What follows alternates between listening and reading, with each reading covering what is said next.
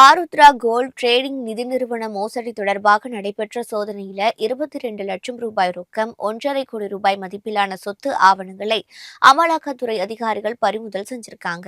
Arudra gold trading private limited என்ற நிதி நிறுவனம் முதலீட்டாளர்களுக்கு 10 முதல் 30% வட்டி தருவதாக கூறி 1,00,000க்கும் மேற்பட்டவர்களிடம் 2,438 கோடி ரூபாய் பெற்று மோசடி செஞ்சிருக்கு.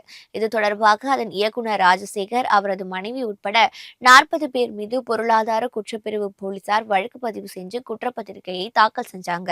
அதன் அடிப்படையில் சட்டவிரோத பணப்பரிமாற்றத்தில் ஈடுபட்ட ஆருத்ரா நிறுவனம் மீது வழக்கு பதிவு செய்த அமலாக்கத்துறை சென்னை, காஞ்சிபுரம், மும்பை, கொல்கத்தா உட்பட 21 இடங்கள்ல உள்ள சம்பந்தப்பட்ட நிறுவனத்தின் இயக்குநர்கள் மற்றும் ஊழியர்களின் வீடு, அலுவலகங்கள்ல சோதனை நடத்திருக்கு. மோசடிக்கு பயன்படுத்தப்பட்ட டிஜிட்டல் ஆவணங்களை பறிமுதல் செய்து ஆய்வு செய்தபோது ஆருத்ரா நிறுவனம் 2,000 கோடி ரூபாய்க்கு சம்பந்தமே இல்லாத நிறுவனங்களுக்கு 1,230 முறை பண பரிவர்த்தனை செய்திருப்பதும், அந்த நிறுவனங்கள்ல எவ்வித பொறுப்பிலும் இல்லாத போலி இயக்குநர்கள் மோசடிக்கு பயன்படுத்தப்பட்டு இருப்பதும் தெரிய வந்திருக்கு.